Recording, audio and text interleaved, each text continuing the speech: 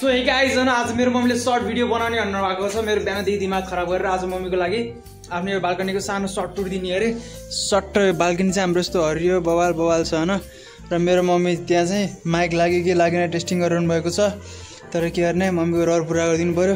त्यही भएर चिया खाने बित्तिकै सुरुमा चाहिँ हामी अब भिडियो बनाउन लागेका छौँ। 2-3टा सर्ट भिडियोहरू क्लिपहरू काटिसकेको छु मैले, तानिसकेको छु। अब चाहिँ मम्मीको लागि अरू काम बाँकी छ। सो गाइज मैले अगाडि इन्ट्रो दिएको मम्मीले भएन अरे, मम्मीले आफ्नो इन्ट्रो दिन लाउनु भयो कि नदिनु।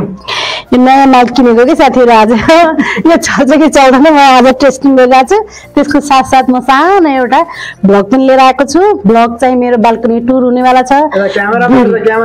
भिडियोमा चाहिँ एकदम कन्टिन्यू भइदिनु होला अनि भिडियो हेरेर इन्जोय गर्नु होला। So continue. सर यस्तो छ है गाइज, हाम्रो बाल्कनी घाम लाएर झन् चिक्ना देखेछ, बल बल देखिया।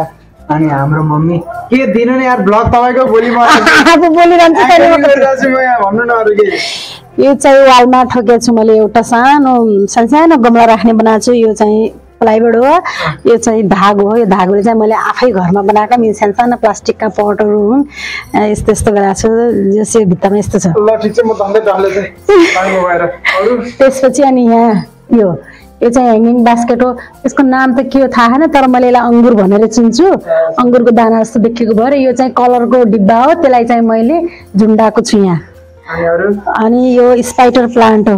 साथीहरू सबै प्लान्टको नाम त मलाई थाहा छैन, तर जति सके म नाम पनि भन्ने कोसिस गर्नेवाला छु। स्पाइडर प्लान्ट हो। यो हेर्नु न मैले यस्तो दामी माटाको गमलामा रोपेको छु। एउटा यो चाहिँ स्ट्यान्ड हो, यो घरमै जुगाड गरेर बनाएको पोछा लाउने डन्डा हो यो। त्यसपछि सबै स्नेक प्लान्ट नै छन्। यस्तो छ। तर गाइस अरु थाहा छैन, त्यो चाहिँ सिलिन्डर हो है, त्यति नाम थाहा मलाई। यो चाहिँ अम्ब्रेला प्लान्ट है साथीहरू, अम्ब्रेला प्लान्ट भन्छ के यसलाई, अम्ब्रेला नै त होला। यस्तै माटाको गमलामा रोपेको छु। यो सिलिन्डर माथि राखेको छु। सिलिन्डर पनि अलिक सोधार देखिएछ भनेर। त्यसपछि यहाँ एउटा मैले सानो बस्ने एउटा सिटिङ एरिया बनाएको छु। यो मेरो चाहिँ काठको सोफा थियो पुरानो, त्यसलाई चाहिँ मैले यहाँ बरन्डामा राखेको छु। अनि यो सानो टेबल, टी टेबल, यसो चिया कपहरू पनि राख्न सजिलो हुन्छ भनेर। यो चाहिँ काठको एउटा दाउराको ठुटो हो। त्यो ठुटोमा चाहिँ मैले यसरी झुन्डिनेवाला प्लान्ट रोपिदिएको छु। कति राम्रो सर्भाइभ गरिरहेछ यो स्पाइडर प्लान्ट। यहाँ पनि अर्को एक्स्ट्रा सिलिन्डर छ, त्यसलाई पनि मैले ढाकेको छु कि यसरी हो। सिलिन्डर चाहिँ ढाकेको मैले यहाँ सिलिन्डर राखेको छु त। यो डपन बेकिया छ यहाँ। त्यसपछि बन्द गरेको मैले चाहिँ यसलाई यो टारलाई चाहिँ पन्चिङ हान्नको लागि ल्याएर आएका हो।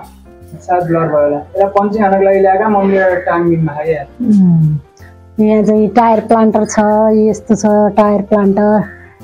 यो चाहिँ उहाँले बनाउनु भएको हो। अब यहाँ चाहिँ प्लान्ट खुब राम्रो भएको छ। यहाँ हेर्नु मेरो चाहिँ एउटा आइरन स्ट्यान्ड छ। कस्तो छ हेर्नु साथीहरू। यहाँ चाहिँ मैले सबै माटाको गमलाहरू मात्र राखेको छु। यहाँ चाहिँ मेरो एउटा स्ट्यान्ड छ। त्यो स्ट्यान्डमा चाहिँ कति 7वटा गमला ट्याक्क अटाएको छ। गमलाहरू चाहिँ मैले सबै माटाको नै राखेको छु। यहाँ चाहिँ मेरो एउटा 10वटा गमला हटाउने स्ट्यान्ड छ फलामको। त्यसमाथि 10वटा सिमेन्टेड गमला राखेको छु। त्यसमा चाहिँ मैले एकदम एक नासै हजारीको फुलहरू रोपेको छु। फुल पनि मजाले कोपिला हालेको छ। अब केही दिनपछि फक्रिन्छ कोपिला।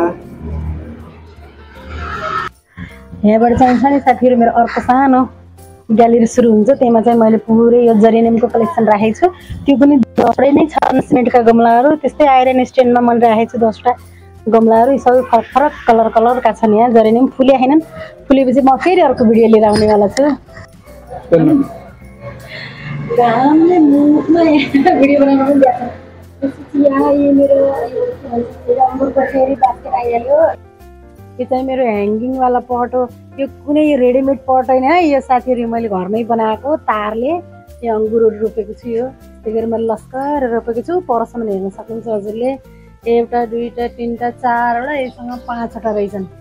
यो चाहिँ माटाको गमला नै हो। यो गमलामा तार बाँधेर चाहिँ उहाँले यो टाङ्ने बनाउनु भएको हो कि यो ह्याङ्गिङ बास्केटहरू।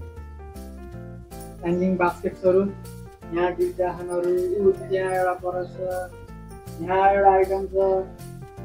Hanging basket